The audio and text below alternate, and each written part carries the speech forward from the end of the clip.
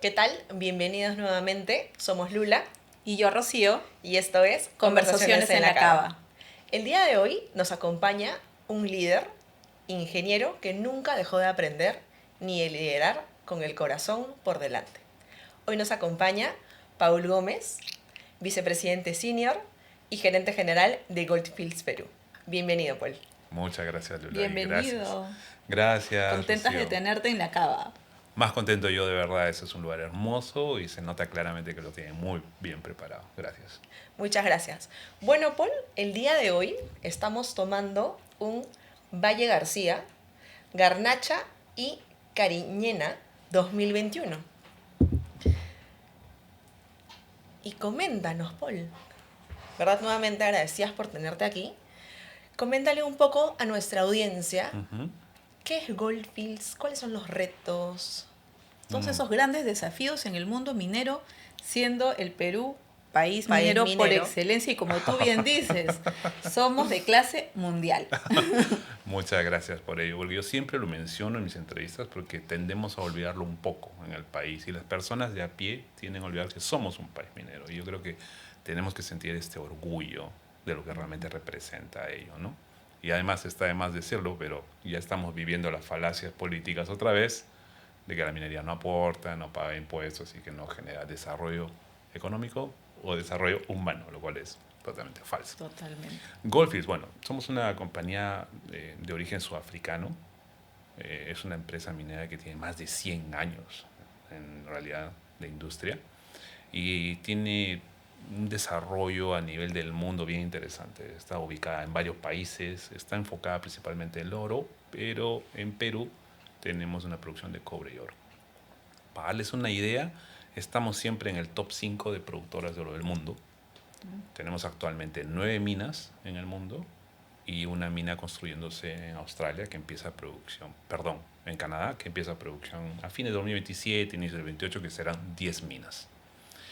Es importante resaltar de que Goldfields no se enfoca, sin embargo, en el tamaño de ser la empresa minera más grande del mundo, se enfoca en el valor que generamos.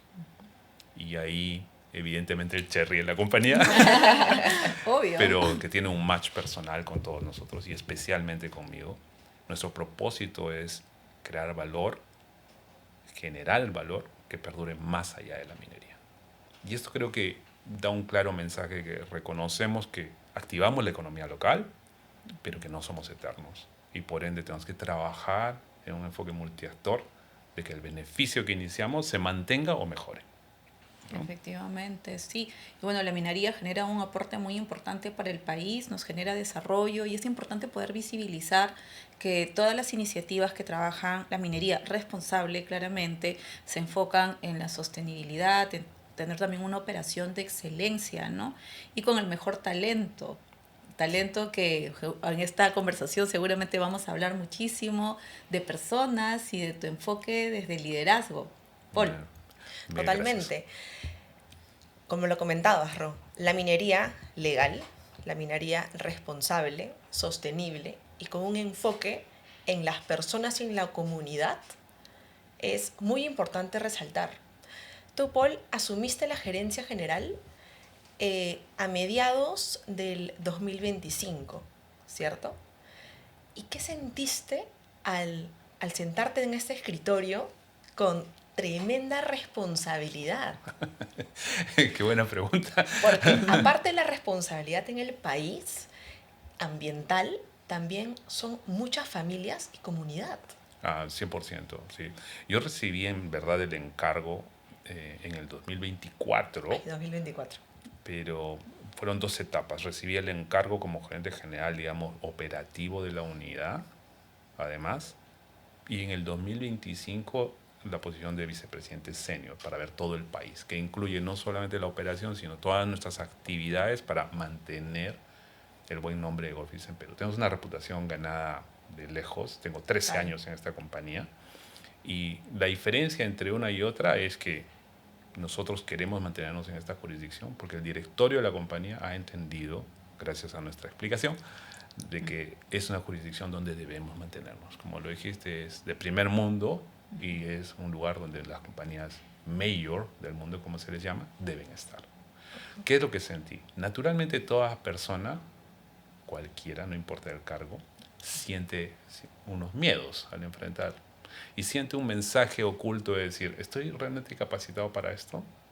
Es una fracción pequeña. Evidentemente los años de entrenamiento, la autoconfianza está desarrollada para decir, bueno, sí, lo puedo hacer, pero cuando ya conoces de liderazgo, sabes que los resultados no dependen solo de ti, dependen de un equipo que esté formado, integrado y que no trabaje en silos. Y eso es exactamente lo que pensé luego. ¿Quiénes son estas personas, mujeres y o varones, que es este talento que realmente necesitamos para lo que viene? Y lo que viene es un periodo de transformación, es un periodo en donde después de 18 y 19 años de producción, nos pasamos a una etapa de precierre y además a buscar una oportunidad para comprar otro asset y mantenernos en el país. Entonces es un periodo muy poco común, ¿no? En donde el liderazgo, dicho sea de paso, tiene que ser diferente. Las situaciones son diferentes. Y qué curioso lo que dices, porque no debemos, o sea, en una compañía, trabajar por silos. Somos un equipo de trabajo y la comunicación es importante. Pero también hay vaivenes, ¿no, Ro? Efectivamente, bueno, y esto que comentas es importante, ¿no? Porque, claro, con una operación consolidada y luego con esa situación de prepararse para lo que se viene, y si de repente se abría en ese momento, digamos, la posibilidad de poder pensar en un cierre de mina o de poder explorar nuevas opciones, ¿no? Ahí van y vienen ideas, pero tú mencionas algo súper clave que es un proceso de transformación. ¿Cómo movilizaste tú a tu equipo para que pueda entrar, digamos, con esa mirada más optimista, más pensando en todo lo que se puede crear a futuro y volver como a construir, ¿no? Bueno, totalmente. Ahí hay como que dos aspectos de mi punto de vista, ¿no, Rocío? Porque uno es, como siempre, un aspecto muy personal. Es decir, un líder tiene que pensar claramente cómo transmitir y cómo mantener tu energía vital, tu energía propia. Y eso no es solo física, es mental también. Y además, tú no puedes transmitir algo en algo que no creas. Eso no ocurre en un liderazgo real, no va a pasar. Esa es una parte, es decir, tú tienes que creer, tienes que saber, tienes que trazar una hoja de ruta, obviamente sostenida con un equipo, consultada con un equipo, porque mientras más complejo y grande es el problema, difícilmente lo resuelves solo. Total. Necesitas, evidentemente, cierta compañía de las personas para que te ayuden a definir la hoja de ruta. Pero después viene la segunda parte, que está ligada a la primera. ¿Cómo haces que esta energía que tú vas a llevar, que esta proposición o propuesta transformacional, tu equipo realmente la adquiera, la asuma? Y ahí es, primero, yo asumí personalmente de que un reto de esta naturaleza es una transformación personal mía, ¿no? Y entendí las ventajas positivas que iban a generar en mí. Para ser totalmente transparente, hay muy pocos líderes que aprenden a ejecutar estos trabajos de precierre y cierre. Es No una es etapa de sencillo. conocimiento, entrenamiento, de desarrollo. Entonces lo vi originalmente como un desarrollo personal. También lo vi como que iba a ayudar eficientemente al equipo, porque hay que reorganizar el equipo y hay que transformar las funciones. Y eso es exactamente lo que transmití al equipo. Esta es una etapa difícil, en donde los skills son diferentes, pero las ventajas reales son estas, con total transparencia. ¿No? Van a ocurrir muchos cambios, va a haber cambios de posiciones, transformaciones, van a cambiar áreas, pero las personas tienen que entrenarse y desarrollar nuevos skills para poder enfrentar estos retos. ¿Y qué skills resaltarías? Porque es, digamos, para el trabajador, el colaborador o la colaboradora que afronta esa situación, finalmente detrás hay unos intereses, una preocupación, hay un Por sustento supuesto. por llevar al hogar. Entonces eso puede generar como determinada incertidumbre, digamos, en la gente, donde algunos se suben al carro y otros se bajan, ¿no? Sí. Entonces, ¿cómo generaste ese convencimiento en una etapa repito, ¿no? De tantos vaivenes, de tanta incertidumbre. Claro, yo creo que primero que nada, la industria minera en jurisdicciones, entre comillas, jóvenes como la nuestra, en donde cambian muchos escenarios políticos, sociales y en general en el mundo, si tú ves, igual que otras industrias, hoy en día es una industria de alta incertidumbre. Y lo puedes ver, es más, el mundo es una zona de alta incertidumbre. Tenemos un ambiente volátil económico, guerras en el mundo. Y bueno, y en el Perú creo que la incertidumbre mundial no es suficiente, por eso ponemos incertidumbre local con las elecciones y todo. Yo creo que los peruanos estamos como que ya bien adiestrados a trabajar y a vivir en incertidumbre, que es como que no es nuevo. En gestión del cambio. Exacto. Entonces ese es un skill. Ese es un skill. ¿No? Es un Hay skill. que reconocerlo. Y es un skill independientemente en dónde estás. Entonces mi mensaje para el equipo es bien sencillo, en verdad es, nosotros vamos a desarrollar y a adaptarnos justamente a desarrollar estas capacidades que les va a ser útiles en su empleabilidad, no solamente hoy, sino en cualquier momento. Y es lo que ocurre. Ahora, ¿qué skills efectivamente? Bueno, lo dijeron hace un rato, gestión del cambio. Eso es algo introspectivo, es de adentro para afuera, no es de afuera para adentro. Las personas no van a aceptar enlatados y decir, tienes que hacer esto. No, tiene que existir un convencimiento real. El otro es la adaptabilidad, ¿no? ¿Qué tanto nosotros podemos adaptarnos a estas cosas, a estos cambios y generar nuevos valores? Eso es algo bien complejo de hacer, ¿no? Y la tercera, un poco que a veces la dejamos de lado, yo creo, pero que tiene que ver con el desarrollo, el crecimiento, ¿no? Entonces, pero no tuyo. Estoy hablando tuyo y de tu equipo, porque te tienen que acompañar en el viaje a un equipo. Así es, movilizarlos hacia esos resultados que se están buscando. Ahora, para hacer un poquito de detalle ya ahí en la estrategia, no lo puedes hacer solamente con la autoridad formal, claramente. Un proceso de transformación, como, no sé, desarrollar innovación, desarrollar este cambio transformacional, necesitas que te acompañen líderes. No siempre el jefe de un área, el gerente de un área es el líder de esa área. Pero en esa compañía, X, cualquiera sea, todos sabemos quiénes son los líderes. Entonces tú tienes que entender en las tendencias nuevas cuál es la red de contacto, la red de liderazgo de la compañía. Realmente, quiénes son esas personas que pueden movilizar a los otros.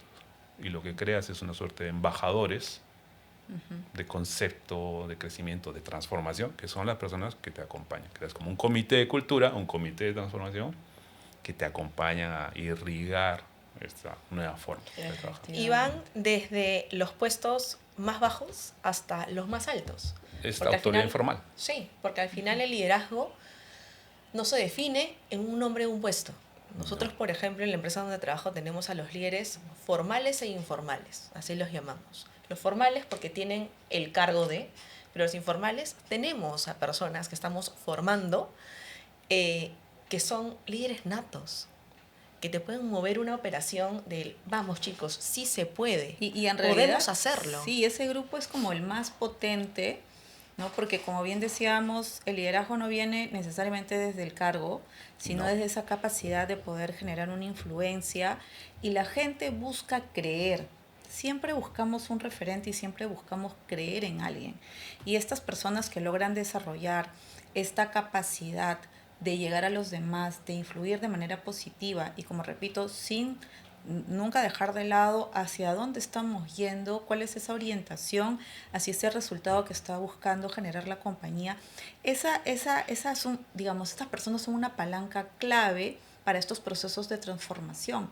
¿Y cómo haces, Paul, o cómo hace Goldfields para identificar a estos líderes, influenciadores, embajadores? Lo acabas de mencionar en la parte de la dicotomía, que yo le llamo siempre, ¿no? Hoy día las escuelas de liderazgo, digamos, más abiertas al público, que pueden hacerse por redes, existe esta confusión entre el jefe y el líder, que claramente en nuestras escuelas de liderazgo más formales no existe. Están juntas, viven juntas. Entonces, tú empiezas a notar personas que realmente se preocupan por conseguir objetivos independientemente de yo tengo la razón. O yo soy el jefe y tengo que decidir. Pero repito, este es un proceso transformacional que nace en un líder. Es decir, ¿cuántos gerentes generales o CEOs o country managers están dispuestos a que un trabajador de primera línea les pare la operación o les diga, no, no estoy de acuerdo. O esto no funciona así. O esto no funciona.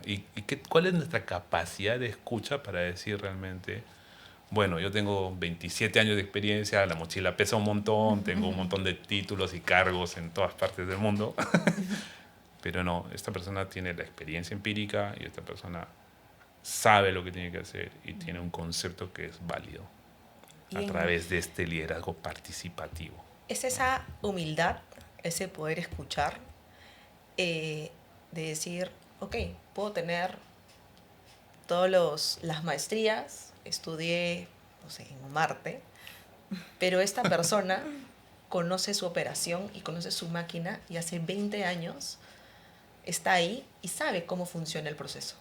Absolutamente. Y en una de tus entrevistas comentabas que el gerente general solo es un empleado más. Sí. Y que debería mostrar esta vulnerabilidad. Sí. ¿Cómo muestras vulnerabilidad con tu equipo de trabajo? Qué buena pregunta.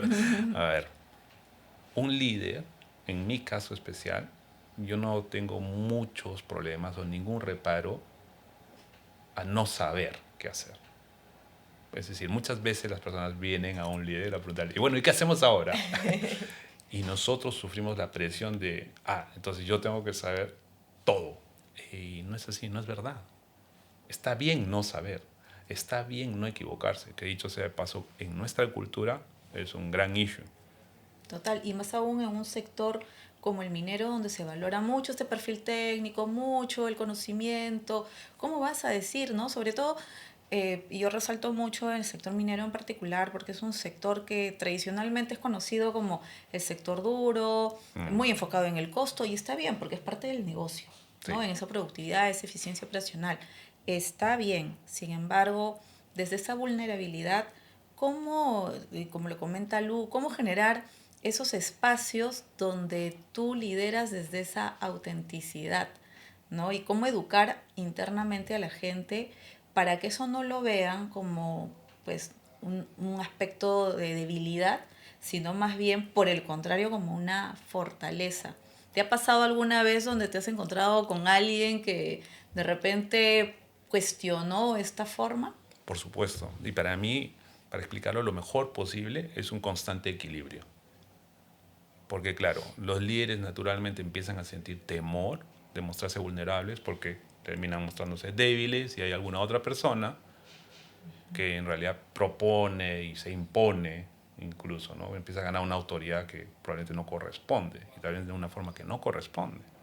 Entonces eso es algo un poco cultural, ¿no? Entonces, ¿a qué refiero con equilibrio? Equilibrio es un líder debe mostrarse, dependiendo de la situación, obvio, pero tienes que tener skills para mostrarte compasivo, vulnerable, pero también decisivo, ¿no? Y actuar. No puedes ser un líder de una organización que todo el tiempo diga no sé. Por supuesto. Totalmente. Obviamente. No. Entonces, después yo digo, hay un equilibrio. Y el equilibrio, como lo llamo yo y como lo llamamos nosotros, es un equilibrio bien marcado entre el cuidado y la responsabilidad. Es decir, yo te cuido, yo me cuido, pero no vamos a exceder en nuestro cuidado para no cumplir las metas. Totalmente. Vamos a cumplir las metas cuidándonos. Entonces es como un ambiente de tensión sana. Un ambiente de tensión no sana sería, me importan solo las metas y no me importa nada de ti y claro. ejecuta el trabajo. Solo el número. Sí, solo el número y tienes que trabajar 10 horas y tu familia no importa, que estés mal no importa. No, un momento. Nuestro enfoque es personas, ambientes saludables de trabajo, respetuosos de trabajo, pero no es solo ese. Somos una organización con fines de lucro. Claro. Tenemos que cumplir. Y tú vienes de un rol técnico a liderar personas. ¿Qué fue lo más difícil que te costó soltar de este rol técnico para abrazar este rol tan estratégico? Exactamente, cuando tú dejas de hacer un trabajo, tú te sientes vulnerable porque el trabajo puede salir mal. Entonces, un líder no solamente está para los buenos momentos. Para serte honesto, si tendría que poner un porcentaje, te das cuenta que soy técnico, ¿no? Ingeniero. Yo tendría que decir que más del 60% de un líder está para lo que llamamos típicamente poner el pecho. Y decir, si tú te equivocas, eres parte de mi equipo, yo revisé tu trabajo, tú te equivocaste, no fuiste solamente tú. Yo soy el líder que asume la responsabilidad y me equivoqué. Entonces, ¿qué pasa cuando tú haces eso?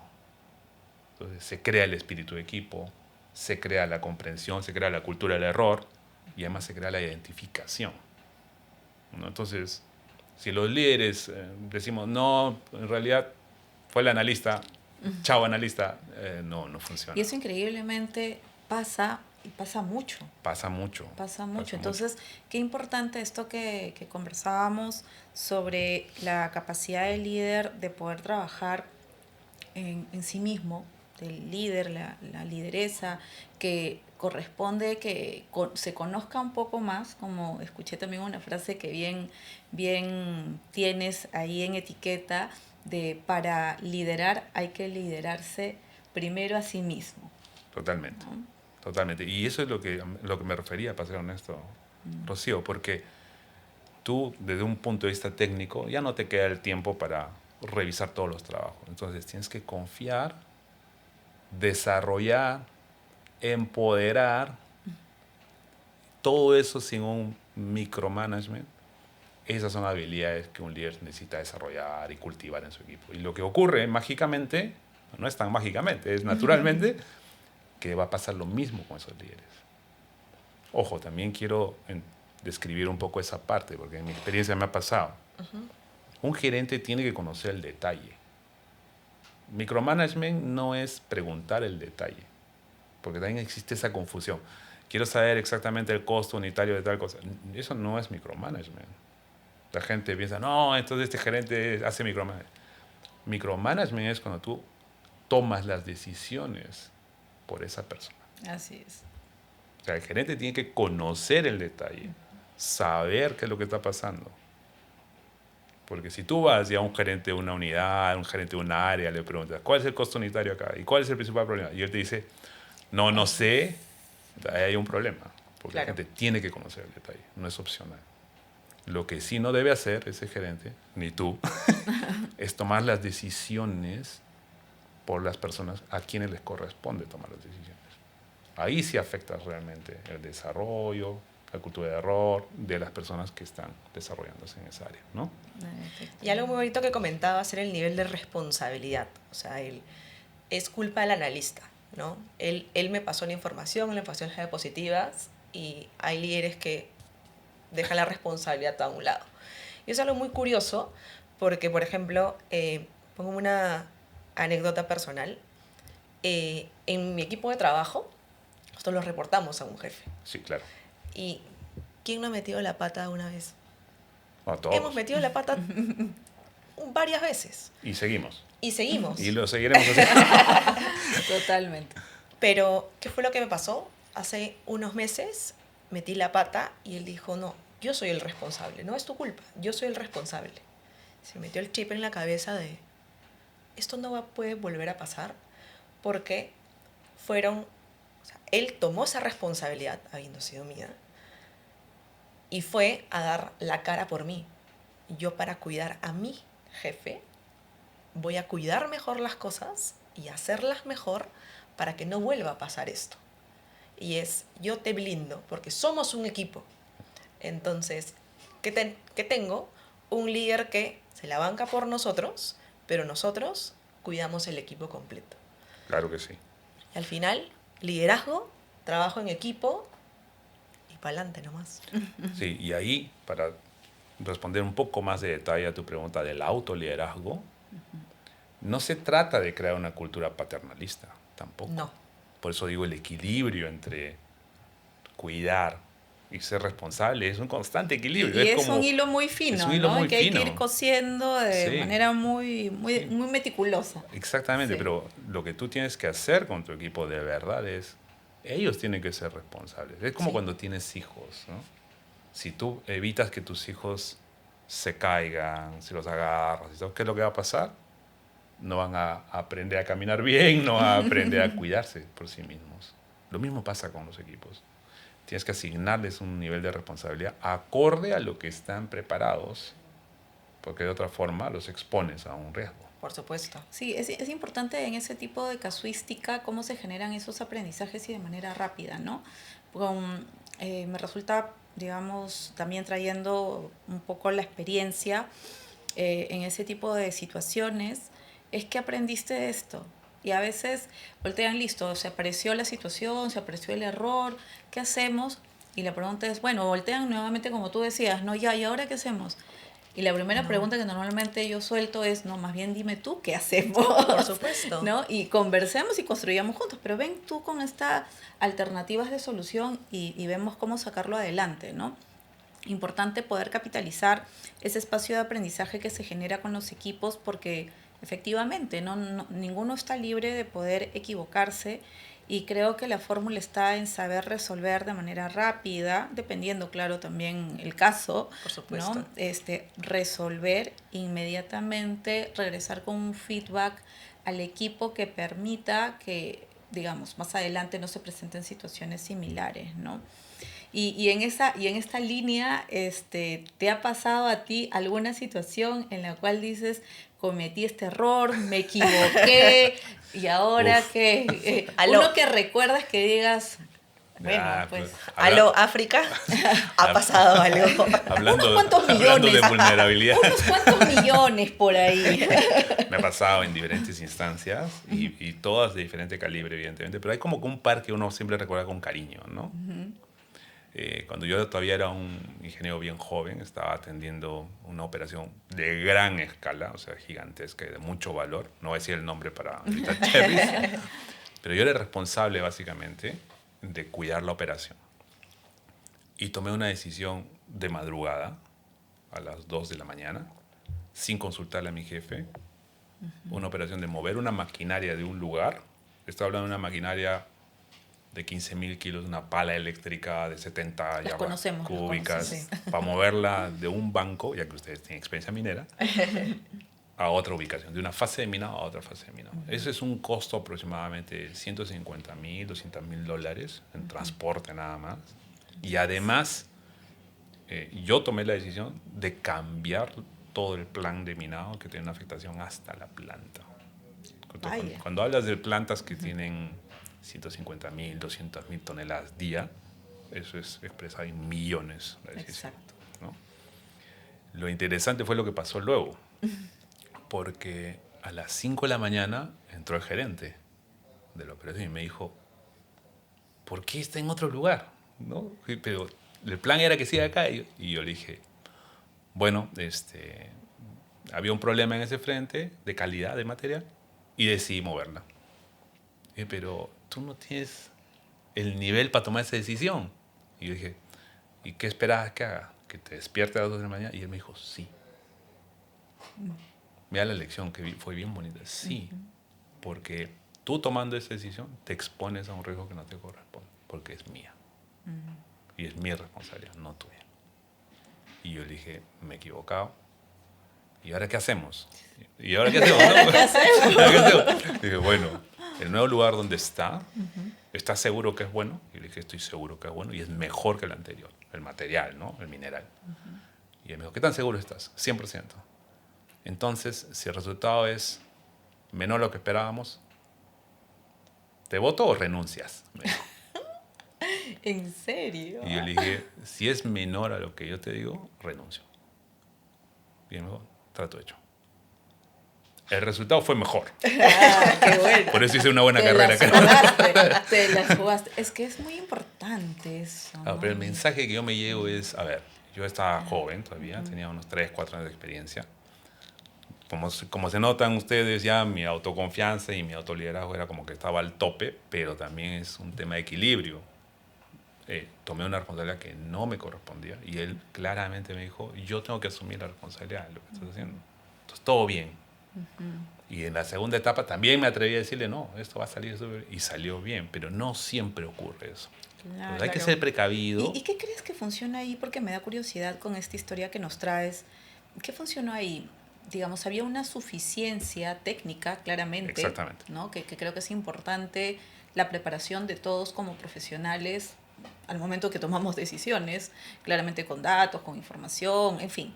¿no? Había una suficiencia, pero lo que escucho en tus palabras es que también había mucha seguridad y convicción Sí, de la decisión que estabas tomando, ¿no? sí. ¿Qué te impulsó en una edad tan temprana, tan joven a aventurarte? Porque cuando somos jóvenes somos muy impetuosos, ¿no? Y nos Somos lanzamos. impetuosos. ¿Y sabes qué ocurrió? No la tomé solo. ¿Con quién En verdad la estabas? decisión la tomé con todos los líderes operativos que estaban ahí.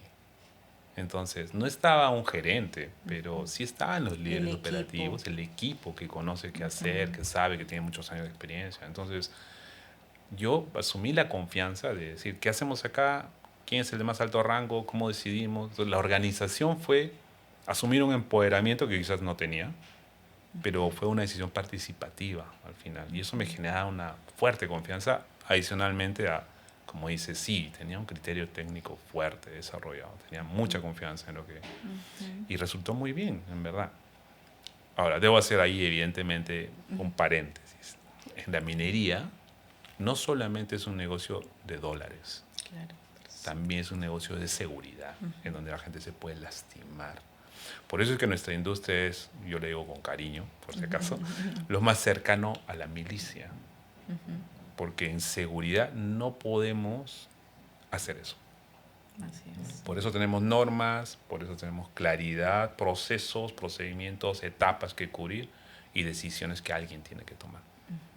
Porque si algo ocurre, alguien puede salir lastimado Por supuesto. o fallecer. Entonces, esa responsabilidad es muy grande. Eh, Cuando me dijiste también qué es lo que más asumes en un cargo de esta naturaleza, desde el punto de vista de seguridad, asumo la responsabilidad de que nadie se lastime en nuestras operaciones. Y cuando digo nadie, es nadie. No estoy hablando solo personas de Office, estoy hablando de todas las contratistas, todas las personas que trabajan con nosotros. La Toda seguridad la de salud en cadena. el trabajo es no negociable. No negociable. Así es, y en todos los sectores en realidad, sino que el sector minero es un sector mucho más expuesto, ¿no? Mucho más expuesto, En mi más experiencia regulado. he vivido situaciones muy complicadas, penosas también, y uno reflexiona mucho alrededor, efectivamente, de lo que tú dices, ¿no? Cada decisión tiene una implicación, un impacto muy grande. Me gusta el caso que nos trajiste porque veo efectivamente y resaltando la preparación que necesitamos para tener y tomar esas decisiones. Y por otro lado, este espacio de humanidad donde estabas muy joven, comenzando, digamos, la carrera, pero supiste escuchar. Y creo que eso es súper clave en un líder, ¿no? Sí. El poder buscar a los demás para que te ayuden a encontrar una solución que para ti no era correcto levantar al gerente, ¿no? ¿No? Pero, ¿cómo lo voy a Pero levantar? claro, ¿cómo? No, y a veces esas preguntas, esas dudas, pero creo que supiste sortearla con bastante criterio y yo creo mucho en el criterio, en esta capacidad de poder discernir, evaluar rápidamente y a veces parece mentira, no todos estamos preparados para desarrollar ese criterio, ¿no? No.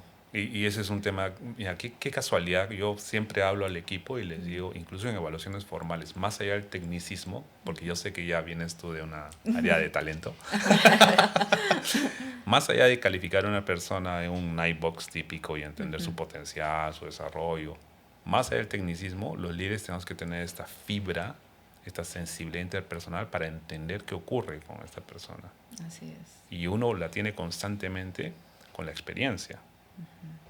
Pero hay algo que viene en una persona que no viene en la formación, viene en la crianza, viene con el chip interno que te permite desarrollarla más. Esos son los líderes un poco naturales que mencionabas un poco, Lula, ¿no? Este liderazgo natural, que tiene que pulirse un poco más, pero... Y yo le llamo criteriómetro. A mis líderes yo les digo, tú tienes un criteriómetro ya súper desarrollado, porque no existe una métrica para eso. Exacto, y sí te No entiendo existe. perfectamente por dónde vas porque yo le llamo como esa madera, ¿no? Normalmente era esa madera, ese buen roble que tiene, que tú lo captas o lo olfateas bastante rápido, sobre todo cuando ya trabajamos en talento, donde tú logras, digamos, desde esa interacción descubrirlo rápidamente porque ves que hay una madera, hay un potencial, hay ese criterio que uno de los aspectos que creo que efectivamente el criterio no existe en ninguna denominación o no lo he leído como que en un libro, Por ahí algo, cuando estuve en aeronáutica, se asemejó un poquito, que era conciencia situacional. Ya, entonces la conciencia situacional en aeronáutica te regala mucho de poder leer rápidamente el entorno para que tú seas muy agudo al momento que tomas las decisiones, Claro. ¿no? Sin embargo, hoy por hoy yo valoro mucho, y cuando me encuentro con profesionales que guardan este sentido de criterio al momento y lo incorporan dentro de su trabajo y al momento que toman las decisiones, es clave, porque hay gente que en situaciones complejas se paraliza, Sí. ¿no? Y dime qué hacer, o no sé, o cómo lo hacemos, o a veces uno mismo. Me ha pasado también que cuando tienes impactos externos, te puedes, te puede dar esta parálisis también Eso es algo muy que común. pasa, y como seres humanos vivimos en situaciones que a veces uno, cuando ya reflexiona y dices, ¿por qué pasó esto? ¿Por qué no lo hice? ¿Por qué no reaccioné? Y cuando te das cuenta, y como repito, siempre entrando a la persona, lo capitalizas y dices, ya encontré cuál es ese punto. Lu, ¿cuál crees que es ese punto en el que hay que mejorar? Ro, en verdad, bueno, las personas nos nublamos. A veces nosotros siempre decimos eso. No, es que me nublé. ¿No? Entré en blanco. Entré Quemé. en blanco. Creo que lo más importante es tener los pies en la tierra, y si tenemos alguna duda, voltear al equipo, preguntar, y siempre tener la cabeza fría. O sea, tener esa inteligencia emocional como para poder aterrizar y, si lo amerita, asumir el riesgo. Sí. Yo adiciono algo a tu modelo que acabas de narrar, porque es muy bueno. Es pausar. Sí. Los Pausar, líderes respirar. estamos acostumbrados, nos acostumbran a tomar decisiones right away.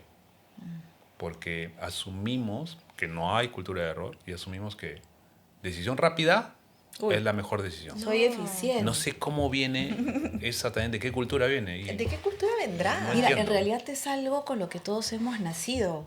Sí, sí. Nos hemos criado así culturalmente, no solamente en Perú, sino en todos lados. Sí. Porque desde pequeños se premia al que acabó primero la tarea. Exactamente. ¿Quién acabó rápido? ¿Quién respondió así? Entonces siempre estamos muy orientados desde esa mirada más resolutiva, y eso en el tiempo nos ha formado de que es así. Y en algunos casos pues será conveniente. O sea, pero no en crisis todo. funciona. Sí. Pero no en todo No. como bien. Y Pero no las en situaciones en minería, que me imagino debes de tener historias, pero por Uy, montones. un montón. Por eso yo recomiendo a todos. La diferencia de un muy buen líder o de muy buenas decisiones, para mí, más del 60% de veces es ese líder que puede pausar, dar un paso atrás y ver el panorama otra vez. Claro. Con otras miradas. Así es. Que en la escuela de liderazgo moderna también, tú lo narraste, salir y ver qué está ocurriendo, lo llaman subir al balcón, adaptarse al juego, hay una serie de nombres, depende de dónde estás, si estudias en Harvard, Wharton o lo que sea, o simplemente leíste el libro, que es mi caso también. Pero es eso, no te apures, calma, a no ser que sea una crisis. Y si es una crisis y no tienes la capacidad en ese momento y te sientes vulnerable, hay alguien que va a tomar el liderazgo. Reconócelo y entrégaselo. ¿No? Entrégaselo, porque quizás tú estás o muy nervioso o no estás capacitado. Tengo una experiencia bien interesante de ese tipo de cosas, porque yo un día salí a cenar con mi familia. Estaba con mi esposa, mis 2 hijos, y para variar me había comprometido a ir a cenar y olvidé una de estas reuniones corporativas que en mi caso son a horas un poco alocadas, ¿no? De madrugada y todo, Claro. por todas las sedes que tenemos. Durante la cena, en la mesa de al lado, yo, para variar, estaba cableado. Estaba atendiendo una reunión, quiere decir eso. Y en la cena de al lado había una familia igual, pero con niños más pequeños, y noté que una niña empezó a atorarse en la cena. Yo estaba cableado, había pedido disculpas a mi familia, sobre todo a mi esposa. Estábamos comiendo y dije, disculpen, ¿no? Estaba teniendo una reunión en inglés y yo noté que había una niña que se estaba atorando. Mientras hacía la reunión, cenaba, trataba de escuchar a la familia y estaba viéndola para ver qué hacían los padres. Y los padres obviamente no podían hacer nada, los meseros nada, y noté coloración. cambio de coloración. Entonces de inmediato me paré, puse el teléfono en el bolsillo, en automático. Fui, agarré a la niña, la levanté a la niña porque era pequeña, ¿no? 7, 8 años, la levanté y le hice un Heimlich, ¡pum! En el cuarto movimiento tuve que meterle la mano para sacar todo, era una verdura o algo, y pude sacar, y empezó a respirar. Yo solo me acerqué y le dije a los padres, no se preocupen, déjenme hacer esto, ¿no? Y luego, ya, muy bien, y regresé a mi mesa, ¿no? Y buen provecho. Mira cómo es el cerebro, ¿no? Pero, y la reacción, y continué cenando. Como si nada, y seguía en la reunión, ¿no? Vaya, pero discúlpame con lo que me estás comentando, porque y qué increíble. Primero la bendición de que estuvieras tú sentado al costado de esa familia. Y que estabas atento a todo y además a tu reunión. Exactamente. ¿Y sabes qué me dijo uno de mis hijos, el más pequeño? Que ahora ya no es el más pequeño. Tiene 7 años, pero es... Yo soy el más pequeño en mi casa. Volteé, papá, me interrumpió. Y yo, sí, hijo, ¿no? Y yo, ¿te has dado cuenta que le acabas de salvar la vida a esa niña? Claro. Y has regresado a cenar y sigues hablando de tu reunión. Él mismo me dijo, ¿cómo es eso posible? Y yo dije, y él me hizo dar cuenta de cómo tu conciencia hace que te muevas, ¿no? Terminé mi reunión, cenar, y los padres se me acercaron. Pero también ves el riesgo hablando de decisiones. ¿Qué pasa si salía mal? Claro, por supuesto. Porque pudo salir mal. Pudo salir mal. ¿Qué pasa con esos padres? Que confiaron en mí. Yo les dije, me vieron ahí y yo les dije, sé qué hacer, no se preocupen. Y sobre todo de los padres, de repente, yo creo mucho en que cuando uno está en esas situaciones, lo clave es buscar ayuda. Yo acabo de experimentar la semana pasada un amago de incendio en mi casa. Y estaba sola en casa. Bueno, no sola, estaba con mi nana. Digo sola en el sentido que no estaba mi esposo para que me ayude en ese momento, pero el humo comenzó a salir, hubo un cortocircuito y fue un momento de pánico brutal donde tienes que parar efectivamente y pensar en segundos, ¿qué hago? Porque no sabía, veía una puerta cerrada y el humo saliendo negro de esa puerta. Me daba temor abrir esa puerta y que pueda salir una llama, pueda salir algo más, algo que explote, bajar las llaves, actuar, pero en un momento de pausa decir, listo, no, esto no lo voy a poder resolver sola porque estoy incapacitada para hacerlo, ¿no? Llamar a los bomberos, inmediatamente comencé a llamar a mis vecinos, claro. ¿no? Y bueno, las personas que vinieron a auxiliarnos y todo, pero importante lo que dices de tener una reacción, una conciencia primero de todo lo que está pasando a tu alrededor, y creo que eso es un elemento súper importante al momento que uno lidera, de que si bien es cierto, estás concentrado, estás atento al entorno, a lo que está pasando, estás tomando acción, ¿no? Que es importante, también interviniendo a tiempo, y a veces eso sucede en el trabajo, ¿no? ¿Te habrá pasado a ti que alguna situación en la que no entrabas y de repente el camino hubiera sido otro? No sí. sé. Y yo creo que en tu estrategia de liderazgo, yo lo que aplico siempre es algo más participativo, pero si tu adaptabilidad te permite, te mueves de crisis con acciones, parar y pensar de segundos, a crisis en donde tienes horas para tomar una decisión y puedes consultar, y pues en otras que tienes días para analizar. En ninguna de ellas debes paralizarte, o sea, tienes que actuar. Tienes que ejecutar. Por eso es que estás en una compañía, para ejecutar. Pero el otro tema, que es sumamente importante también, es tienes que reconciliar, porque en tu proceso no todo sale bien. Mucha gente me ha preguntado, ¿cómo te aseguras que tus decisiones son siempre buenas? Mi respuesta es, 1, no son siempre buenas. Me equivoco mucho. El tiempo dice mucho. Claro, te equivocas mucho. Yo me sigo equivocando mucho. Pero lo que haces es, el ratio de decisiones empieza a mejorar. Cada vez más tus decisiones son mejores con la práctica. ¿Por qué? Porque tu análisis... Y ahí entran otras habilidades que ustedes conocen bien, ¿no? O sea, pensamiento crítico, ¿no? Tu conciencia comercial ya de qué hacer en ámbitos más complejos. Por ejemplo, ¿cómo vas a negociar con una refinería al otro lado del mundo cuando hay una volatilidad enorme en el mundo y tienes que negociar pagos a futuros a 3 meses, 6 meses con el precio actual del metal? No, increíble. ¿Cómo Pero dime, negocias? en este contexto que tiene el país donde los precios están en su mejor momento, creo yo, o sea, hay un poder de negociación. Hay un poder de negociación fuerte, pero como te digo, las más difíciles no tienen que ver con los aspectos técnicos. Las decisiones más complejas es cómo defines tu estructura organizacional, cuando tienes que modificarla para tener nuevos retos. Y eso implica que hay un grupo de personas que pueden salir de la compañía y tú tienes que mantener tu cultura de respeto, comunicación, preocupación por las personas. Que esa es la base de todo. Porque al final los cambios culturales, o sea, las reorganizaciones se dan.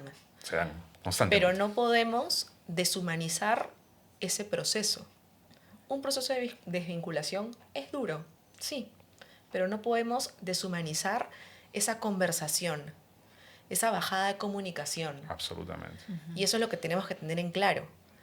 Y tú que tienes tanta experiencia con otras culturas, por ejemplo. No tanto, las canas son opcionales, ¿no? Por ejemplo, en África, Sí. ¿has recibido algún consejo, algún tipo de mentoría de un lugar tan distinto al Perú? Sí, por supuesto. Y más que lo haya recibido, lo he vivido, digamos, ¿no? Cuéntanos, por favor. Lo que pasa cuando tú trabajas en compañías multinacionales, te enfrentas a estos choques culturales naturalmente. Entonces, más que un consejo, como te digo, es una mentoría natural que ocurre. Desde locales, puedo decir locales, me refiero dentro del país, a nivel de Sudamérica o cuando ya sales del continente. Las personas reaccionamos diferentes culturalmente. Entonces, no solo los líderes, me refiero a los equipos. Hay países, no voy a decir qué países, pero para no herir sensibilidades, hay países en los que la gente, si tú no comunicas y escuchas que la comunicación es clara, está segura, está alineada, la primera respuesta es sí, sí, sí. Pero pasa el tiempo y no se hace nada. Y cuando preguntas por qué no se hizo nada, no creíamos en el proyecto. Esa resistencia pasiva. Y hay culturas en las que te dicen no, no, no. Y demoras más en la comunicación inicial, pero una vez que lo haces, ¡boom! El proyecto va como un avión y se ejecuta. Entonces, ¿dónde radica, digamos, el eje? Otra vez, tu capacidad interpersonal de entender en dónde estás trabajando, con quiénes estás trabajando, cuáles son esos drivers que te permite cuidar personas, pero lograr resultados, cambia constantemente. Entonces, para líderes como nosotros que hacemos proyectos, me ha tocado hacer proyectos en varios países, si no vas por esa faceta y solo crees en el proyecto y no en quienes lo ejecutan, en otras palabras, si tienes un problema cultural y le pones una solución técnica, ¿qué crees que va a pasar? Va a fallar. Ay, por supuesto. Y también viceversa. Si tienes un problema técnico y lo quieres solucionar con algo netamente cultural, ¿qué crees que va a pasar? Va a fallar. Va a fallar. Ese equilibrio de entender cuál es mi driver acá es la clave. Y ese es el criterio y ese es el trabajo del líder. Si no tengo suficiente fortaleza técnica acá, necesito suficiente fortaleza técnica para avanzar en este proyecto. Pero si es un proyecto cultural, te cuento una anécdota, ¿no? Asistí como ORP en nuestra industria. El ORP es normalmente el Operations Review, que lo que hacemos es cuando tienes, esto fue en otra empresa, cuando tienes una empresa que tiene varias minas en el mundo y hay una mina que no llega pues, a sus objetivos, se forma un equipo como un steering committee de varios líderes y que van, viajan y analizan qué pasa en esta mina porque no llega a sus resultados, ¿no? Entonces yo fui parte de uno de ellos. Y cuando yo lo vi de lejos en el papel y lo leí, dije, oye, esta mina debería producir lo que está en sus planes, ¿por qué no llega? No entendía qué es lo que pasaba. Y dije, no, bueno, voy a llegar. Y pensé técnicamente, voy a llegar y ya sé qué hacer. O sea, de antemano. Ojo, mira, error. De antemano le dije, voy a hacer ABC. El ABC. Cuando llegué, el ABC no funcionaba, evidentemente. El líder que estaba ahí ya había tratado ese ABC. ¿Por qué no funcionaba? Era una mina en África que tenía 6 idiomas. Wow. 4 religiones y miles de personas trabajando. Había personas que por su religión no trabajaban sábado, otros domingo, otros martes. Y además habían razones étnicas por las cuales un grupo de personas no podían trabajar con las otras. Entonces, ¿cómo manejas un proyecto bajo esas condiciones? Qué interesante. Muy Es, interesante, es un en verdad. concepto totalmente diferente. Y ya, la parte técnica, olvídate, ¿no? Es como secundaria. Entonces, la parte cultural tú tienes que hacer, por ejemplo, como hicimos en el COVID, empezar a fragmentar trabajos en células, ¿no? Entonces, cómo van a trabajar estas personas. Por supuesto. Y si lo aterricemos acá, a Perú, ¿cómo es su gestión con las comunidades? Cuando tú llegas acá a las comunidades tienes que entender lo primero, que el liderazgo dentro de tu equipo es exactamente igual con las comunidades. ¿A qué me refiero? Transparencia, honestidad, cercanía, capacidad de escucha, solucionar problemas. Uno. Dos, no hay paternalismo. No podemos, ni paternalismo ni transacciones. No podemos solucionar el 100% de los problemas. Por supuesto.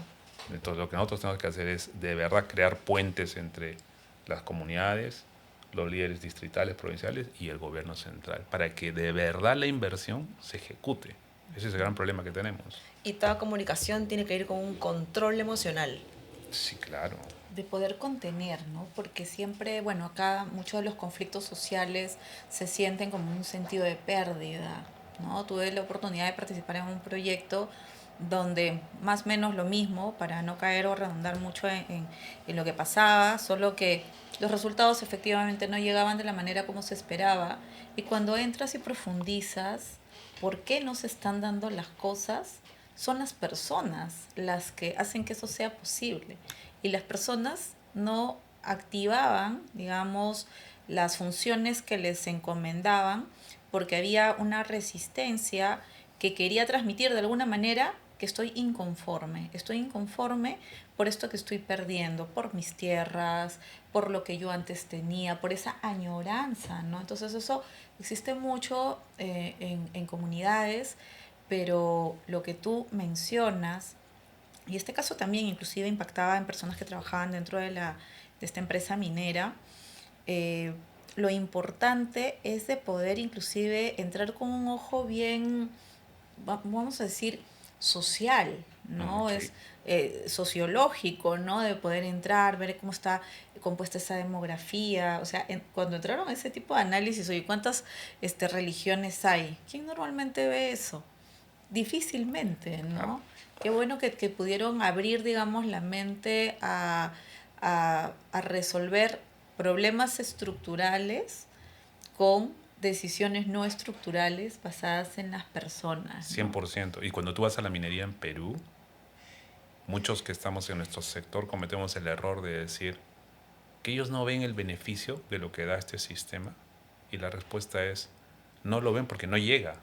Claro. O sea, no es que sean personas no educadas o que sean solamente socialistas o incluso les dicen, no, ellos son rojos. No, no llega el beneficio. Estas personas viven años sin que lleguen. No es un problema solo de ellas. Nuestro sistema no ha estado funcionando, el gobierno no ha estado cerrando Haciendo los lo que gaps estaba de funcionando, infraestructura, salud. Entonces, primero hay que entender que es un problema real. Así es. Segundo, hay que remangarse las manos, no solo criticar al regulador o al gobierno central, sino hacer algo al respecto. Y eso es lo que nosotros tratamos de hacer, crear un modelo multiactor y decirles, oye, un momento, acá lo más importante, como narré al inicio, es cuál es el legado, cuál es el valor que vamos a dejar después de la minería. Porque hoy en día atendemos cosechas, pastos, ganado, salud, construimos pistas y veredas, puentes, carreteras, hospitales, mercados. Pero ¿y cuando no estemos? Claro, porque ¿Qué eso va a es lo que hace pasar? la minería formal. Es, no está funcionando esto, entonces nosotros como privado ingresamos y damos estas nuevas responsabilidades, esos nuevos beneficios, educando a las personas. Porque efectivamente, la mina no dura toda la vida. Hoy están, y cuando ya no. Y cuando ya no, ¿quién se va a ser responsable de esto? Y por eso tenemos una sociedad, tenemos un país, tenemos representantes del gobierno. Es un cambio muy profundo y complejo, ¿no? Porque, claro, cambiar el sistema no es nada sencillo y se responsabiliza muchas veces a empresas grandes como Goldfields, ¿no? De que se hagan cargo cuando a veces esa no es una responsabilidad tan directa, ¿no? Es un tema, Sí, es un tema Es una línea sensible. delgada. pero Sí. ¿sabes qué es bonito hablar de ese tema ahora? Mm. Que si lo piensas bien, regresa al liderazgo. Bueno, al líder consciente de todo ese impacto, ¿no? Que tiene en nuestra sociedad. Así ¿no? es. De alguna manera creo que todos contribuimos con un grano de arena y tenemos Todos. un rol en el lugar en el que estemos, ¿no? Absolutamente. Yo siempre digo, sí, yo creo que hay un sistema, sí, pero debemos de tener la fortaleza para retarlo, para ver qué cambios podemos hacer, sean pequeños, sean grandes, pero no quedarnos de brazos cruzados, ¿no? No. Eso es lo importante. Paul, ¿cómo quisieras que te recuerden? Hemos hablado del legado, Sí. ¿no? ¿Qué quisieras que recuerden de ti en el mundo minero? Wow. A ver, primero que nada, tengo mi corazoncito técnico. Entonces, cuando hablan de un referente, me encanta que me recuerden como un referente técnico, primero. Soy un especialista en recursos y reservas y me encantaría que una partecita al menos recuerden que tengo ese desarrollo. Pero el impacto y la influencia positiva que va mucho más allá. Yo cambié a hacer gestión cuando entendí de que lo que puedo lograr con un equipo humano va años luz de lo que puedo lograr yo solo. Eso es. Entonces, lo que quisiera que recuerden es, primero que nada, mi humanidad, mi liderazgo humano. Quisiera que recuerden mi influencia positiva. Quisiera que recuerden que siempre me enfocaba en generar un impacto positivo, así sea una persona, o así sea una organización, o así sea una comunidad, o así sea un país. Ese es el legado que a mí me gustaría que... Y dicho sea de paso, una de las experiencias más ricas que yo he vivido no ha sido cuando recibí un feedback o una retroalimentación de un CEO corporativo, de un inversor. No. El mejor feedback o la mejor retroalimentación que he recibido ha sido de un trabajador. De un trabajador de línea de base que hace años le dije, tú tienes la inteligencia para estudiar, tienes la inteligencia para desarrollarte, y años después me lo encontré y era ya un empresario. Y cuando una persona viene y te dice, ¿recuerdas esta conversación o estas cosas que hiciste y me dijiste? Bueno, cambiaron mi vida y la cambiaron para bien. Y esto es lo que ahora soy y hago. Calaste en la persona. Entonces, eso es algo que te llena realmente trascendencia, ¿no? Que va como lo que hacemos con nuestra familia, nuestros hijos, hacerlo a un nivel de esa naturaleza es impresionante. Qué bonito lo que Qué lindo, mencionas, sí. Paul. Bueno, estamos muy contentas de haberte tenido en la cava, agradecidas por todos estos aprendizajes que nos has compartido. Oh, no, gracias. En un mundo minero donde a veces pues decimos la minería siempre es muy fuerte, muy hard. ¿no? Y qué bueno conocer a líderes como tú que están generando un cambio positivo en las organizaciones. Y sí, hay decisiones difíciles, nada es sencillo, ¿no? Pero lo importante es de que se mantiene siempre la humanidad frente a todo, que es el legado que tú bien nos has dicho que vas a dejar. Estamos seguros que ya estás trabajando fuertemente en eso. Totalmente. Entonces, muchísimas gracias. Colegas, miembros de la academia y público en general, quiero invitarles a una conversación muy especial.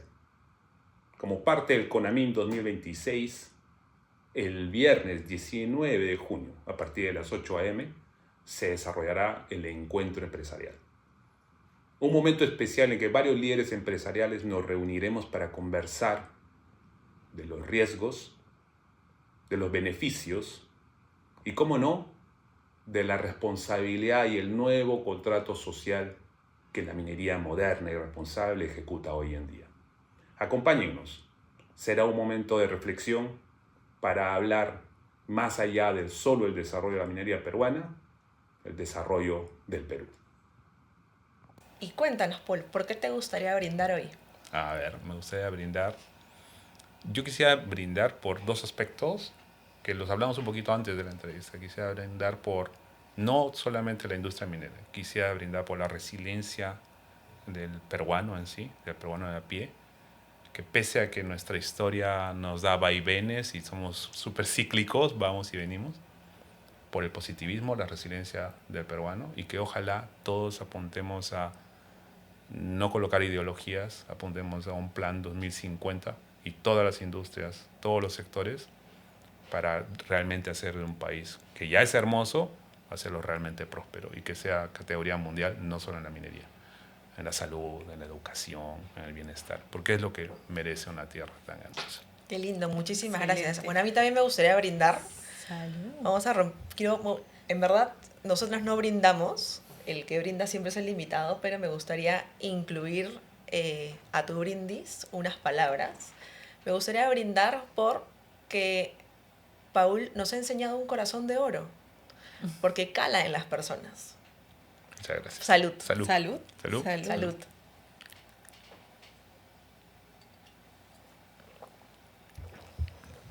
Estimados colegas, miembros empresariales, miembros de la academia y público en general, quisiera invitarlos al CONAMIN 2026, que en esta edición, a desarrollarse del 15 al 19 de junio en la sede TechSoup de Trujillo, nos va a reunir para conversar no solamente del futuro de la minería peruana, en efecto, del futuro del Perú.